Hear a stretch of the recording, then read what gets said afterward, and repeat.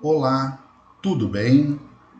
Eu me chamo Carlos Augusto Ferreira e vou falar um pouquinho sobre o capítulo 23 do Evangelho segundo o Espiritismo, onde diz: Deixai aos mortos o cuidado de enterrar seus mortos. Este é o item 7. Primeiramente, para iniciarmos, eu vou ler um trechinho do Evangelho que trata desse assunto. Bom, o Senhor Mestre Jesus, estando conversando com seus discípulos, num determinado momento, ele disse a outra dos seus seguidores, né, daquelas pessoas que estavam à volta dele: segue-me. E essa pessoa respondeu: Senhor, consente que, primeiro, eu vá enterrar meu pai? Jesus lhe retrucou: Deixai aos mortos o cuidado de enterrar seus mortos. Quanto a ti, vai anunciar o reino de Deus. Isso está lá no Evangelho segundo Lucas, capítulo 9, versículos 59 e 60. Num primeiro momento, né, lendo essa passagem e escutando as palavras do Cristo, soa um pouco estranho, né?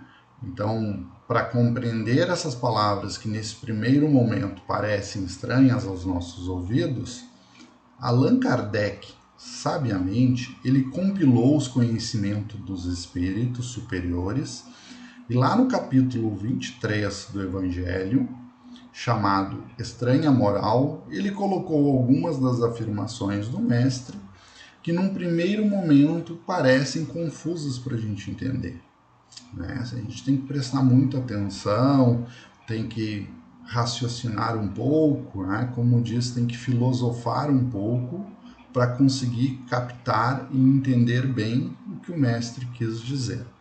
Então vamos tentar entender. Primeiramente, nós vamos ter que lembrar o contexto histórico vivido por Cristo, né? Quais eram os costumes do judaísmo, né, da comunidade hebraica da época. Então, lá no judaísmo, havia rituais específicos que são respeitados muitos até os dias de hoje. Então, eu vou citar um pouco desses rituais daquela região que eram feitos naquela época quando um filho ou alguém perdia um parente, né? Falecia alguém da família. Então, para a gente entender o contexto que se deu aquelas palavras de Jesus. Então, no primeiro momento, era comunicar o chamado Shekra Kadisha, né? Um grupo de santo que realiza todos os procedimentos funerários. Então, esse grupo são grupos de voluntários que são considerados santos e eles realizam todo o acompanhamento desses rituais funerários hebraicos. Num segundo momento, vem o Tahara, que é a preparação do corpo, que ele é banhado com água pura, cuidadosamente, é lavado com água pura, enquanto preces são recitadas pedindo perdão pelo falecido. Na comunidade hebraica daquela época, no judaísmo, né, naquela região, se entendia que deveríamos partir exatamente como chegamos ao mundo, né? A partir do momento que era feito o parto, o bebê era limpo, era lavado com água pura para ser recebido na sua família. Então, o mesmo processo deveria ser feito ao morrer, ao voltar, né? Ao morrer, ao falecer. Então, o corpo era todo lavado com água pura, enquanto todos ali, os que estavam fazendo isso, esse grupo, ficava recitando preces pedindo perdão por diversos atos, né, pelo falecido, para que ele voltasse, né, ao encontro lá do juízo final com todos os seus pecados perdoados.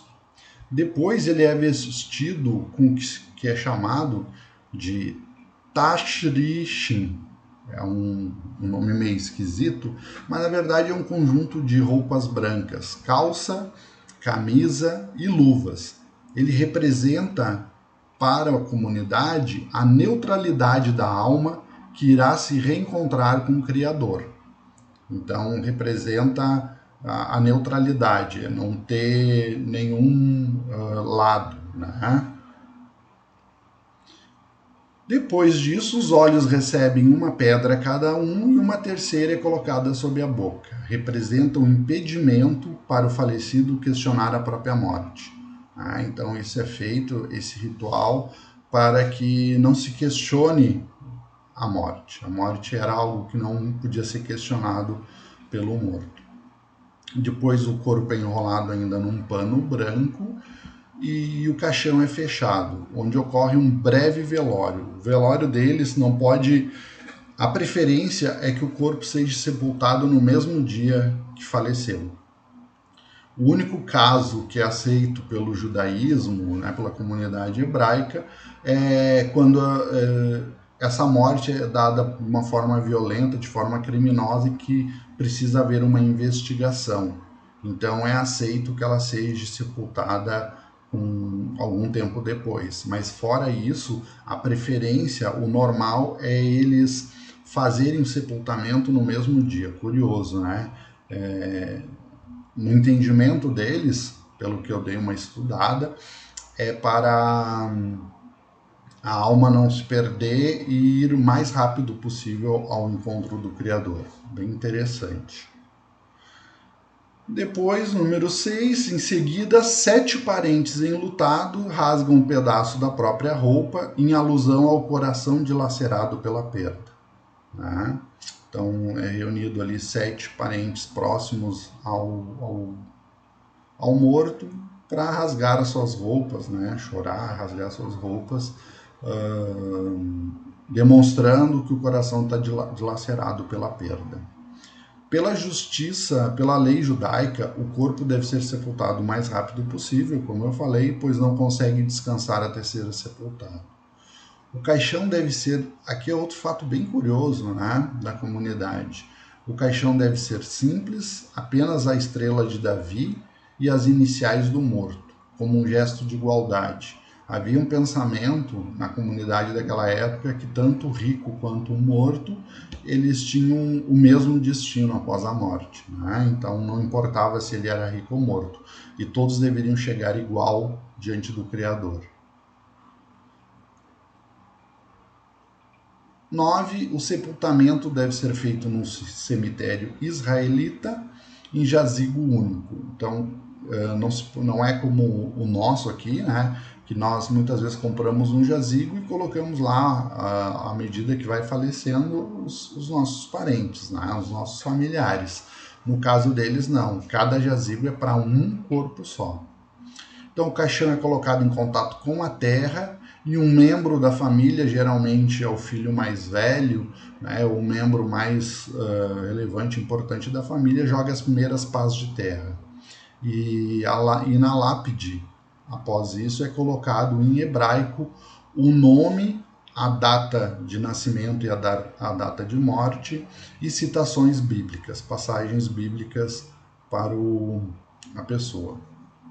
E somente após um ano, pedras são colocadas sobre o sepulcro para manter viva a memória. E segundo o Talmud, o livro sagrado, a memória dos mortos torna-se menos intensa após 12 meses. Então é uma forma de reviver a memória daquela pessoa que partiu.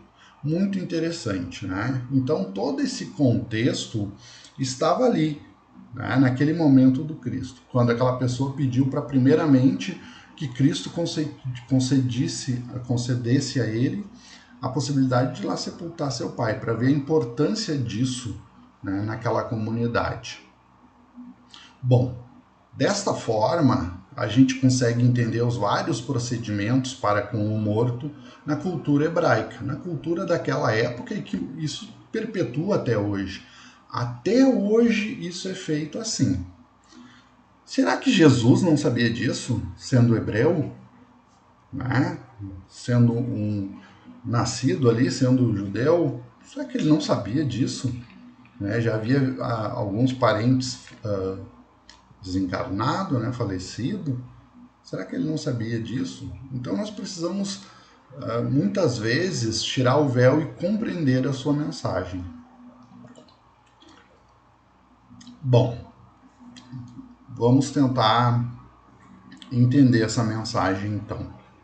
Primeiro, as palavras do Cristo, ele jamais representou uma censura ao dever de sepultar o seu pai. Jamais. Ele não foi uma censura quanto a isso.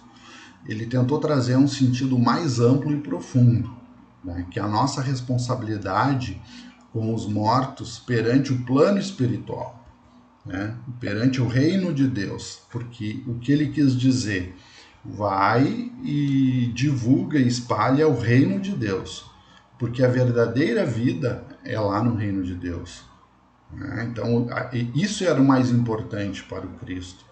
O Cristo, como um excelente gestor, um excelente pedagogo, né, na área de ensinar, ele trazia para nós aquilo que era mais relevante para o nosso progresso, para a nossa melhora. Que esse é o objetivo do Cristo, né? Como nosso grande irmão, como nosso grande governador do planeta. O objetivo dele é, com todos nós, né, nascidos aqui na Terra, nesse planeta de provas e expiações que está migrando, que está passando para um mundo de regeneração, entendamos, tu vê, essas palavras são há 2000 anos, 2021 anos já, né? Estamos no ano 2021, que a verdadeira vida é o reino de Deus. Então precisamos compreender isso. Ou seja, que é no mundo espiritual a nossa verdadeira vida. É a vida normal do espírito. Lá é a vida normal, né? Que para o Cristo era o mais importante. A vida terrena, principalmente Cristo quis dar esse sentido, ela é passageira, ela é muito rápida. Então ela é uma escola transitória de aprendizado e testes. Então é para nós virmos aqui, nascer, aprender algumas coisas e testar outras, né, para progredir. E a sua morte é apenas a libertação de uma roupa grosseira que aprisiona e restringe a nossa verdadeira luz, né, que é a nossa alma, que é o nosso espírito. Então, essa veste que estamos utilizando aqui é para que nós possamos atuar nessa escola, né? Atuar, aprender, testar, sentir a dor física, sentir o frio, sentir a fome, sentir as sensações, ter a visão. Isso que a nossa visão é muito restrita com esse aparelho.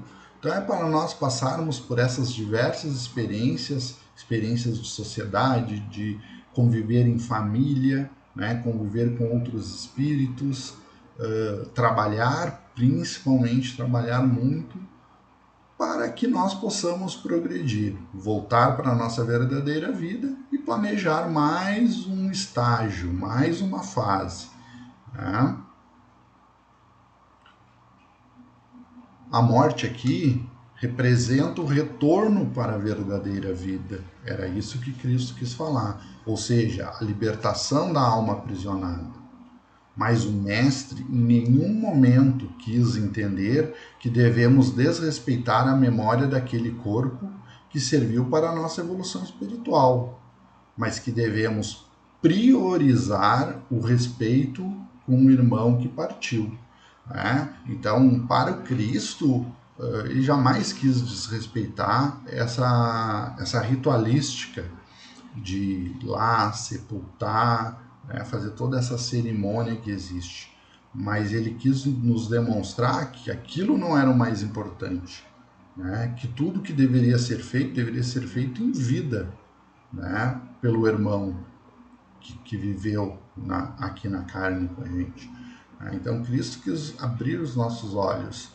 Então muitas vezes no nosso dia a dia a gente deixa passar quantas oportunidades de dizer que gosta, que ama, né? Que é bom estar junto, é bom estar convivendo em família, e depois que morre a gente sente uma falta danada, sente uma saudade tremenda, e aí a gente quer colocar as melhores flores no cemitério, a melhor pedra, o melhor túmulo, melhor...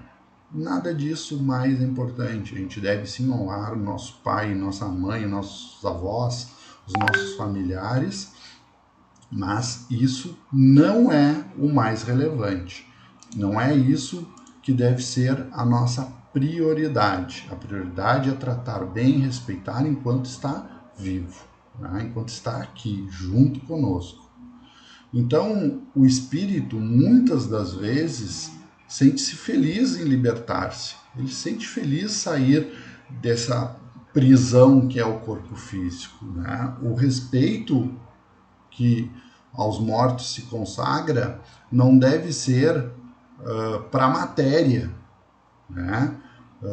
Ele não deve ser a matéria que inspira, não é a questão material, deste corpo material que inspira o respeito, as honras, né? É a lembrança que o espírito ausente a quem infunde. Então a gente deve respeitar, deve honrar, deve amar a alma, né, daquela pessoa que viveu aqui com a gente. Isso era o mais importante para o Cristo. Então, um exemplo, né, tem muitos que guardam objetos dos falecidos como relíquias afeiçoadas. Aquilo para ele é uma relíquia afeiçoada. E não é isso, né? A gente vai ver aqui um pouquinho mais adiante que isso não é o que vai ajudar, né? Não é o que vai demonstrar que a gente amava e honrava aquele parente que se foi, né? Então Jesus ensina: não te preocupes com o corpo, com as relíquias, com os objetos, pois isso é material e se desfaz com o tempo. Isso é material, isso se esvai. Quantas vezes a gente vê pessoas que acumulam fortunas, fortunas, fortunas, fortunas, enormidade de fortunas, dinheiro, tudo, e vem uma outra geração que nunca precisou trabalhar para ter aquela fortuna, que nunca precisou, nunca teve a necessidade de trabalhar para se sustentar, para construir, nunca teve esse ímpeto, joga tudo fora, né? Então, os bens materiais, as relíquias, os objetos se esvaem com o tempo, né? Honre a memória e o espírito do parente morto. Honra a sua memória, os exemplos deixados, né? Viva de forma a honrar a sua memória. Isso que quis dizer. Né? Vá e anuncie o reino de Deus. Né? Viva de forma a honrar a sua memória. Faça o bem, faça a caridade. Seja o melhor exemplo de amor e caridade a todos, como honra e memória dos seus antepassados. Então, eu tenho um parente que se foi, eu vou fazer o bem, eu vou pegar, tudo aquilo que era dele, que não tem utilidade para casa, né? Eram roupas que eram para o tamanho do corpo físico dele, eu vou doar. Quantos irmãos que precisam de roupa no nosso inverno, né? Moradores de rua que estão sem agasalho, vários asilos e orfanatos aí que precisam muitas vezes de doação de roupa para vestir os seus velhinhos, as suas crianças, e a gente guarda aquilo em toeira de roupa, né, ocupando espaço, afeiçoado aquelas roupas. Eu não posso doar, é a roupa da minha mãe, era a roupa do meu pai. Não é ele, ali não é ele, né? Ele não está ali naquela roupa, naqueles objetos, naquelas relíquias, não é ele ali. Né? Tem que honrar a memória dele. E a melhor forma que Cristo quis nos mostrar de honrar uma pessoa, nosso parente morto, é viver fazendo o bem, a caridade, o amor, ser um exemplo para os outros. Né? Essa é a melhor forma de honrar a memória dos nossos antepassados. Doe em nome de seus entes falecidos os pertences que não servirão mais, sem utilidade à sua família, mas que pode ajudar a muitos irmãos necessitados. Doe. sabe? Faça uma doação, olha, eu estou doando em nome da minha mãe que faleceu, ela gostaria que fosse isso, né? Dedica a ela essa doação, né? Faz essa doação dedicando ao seu pai, ao seu avô, ao seu ente querido, ao seu tio, né? Uma coisa importante quando a gente se perde alguém, né? Precisa enterrar os seus mortos. Faça preces, eleve seu pensamento com agradecimento pelo exemplo deixado, pelas coisas boas deixadas por aquele parente, pelo carinho recebido, desejando sempre o amparo dos irmãos mais esclarecidos a ele, né? Que os irmãos mais esclarecidos possam amparar, possam estar com ele, possam ajudá-lo, né? Nesse momento de passagem. Então faça preces, ele vai receber isso lá no local onde ele está, ele vai receber em forma de auxílio, de abraço, né? Então faça preces, eleve seu pensamento, né? Com agradecimento. Obrigado, meu pai, pelo exemplo que tu me deixou. Obrigado, meu pai, né? Pelo carinho que você me deu, o cuidado que você teve comigo, né? Eu desejo que você esteja bem, que você esteja amparado pelos nossos irmãos mais esclarecidos do plano espiritual, que você já tenha recomposto a sua vida, continue a sua jornada de aprendizado, né? Coisas desse tipo. Isso faz muito mais bem do que fica chamando, eu quero meu pai aqui, eu quero a minha mãe aqui, eu quero... Não fique invocando eles, não deixando eles repousar, eles descansar, às vezes perturbando mais a alma deles. A gente chama isso, né, obsessão de encarnado para desencarnado, né? Existe tanta, a gente fala tanto no processo obsessivo de espíritos para com nós encarnados, e a gente não se dá conta o quanto tem daqui para lá. Quantas pessoas vivas, encarnadas, em vez de estar vivendo, né, fazendo o bem, praticando o bem, fica evocando, chamando, não deixando esse espírito descansar, evoluir, seguir à frente a sua jornada, né, até para mais tarde poder se reencontrar.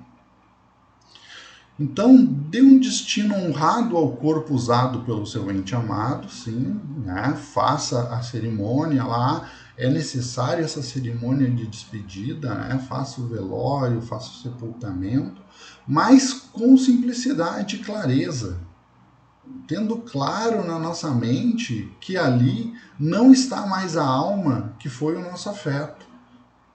Ali está apenas as vestes, que agora voltará à química da natureza, né? A gente sabe que o corpo vai se desfazer, vai ter um processo químico, né, que vai se desfazer e vai voltar à natureza, né? Então, vamos honrar, sim, o corpo utilizado pelo nosso ente amado, vamos fazer o velório, vamos fazer o sepultamento, mas com simplicidade, com clareza. Ninguém está dizendo que ser frio e não sentir dor, não sentir a saudade, né, daquele afastamento momentâneo, mas lembrando que nós somos espíritos eternos e que os laços de afeto e amor não se desfazem com a morte, ao contrário, eles aumentam, né?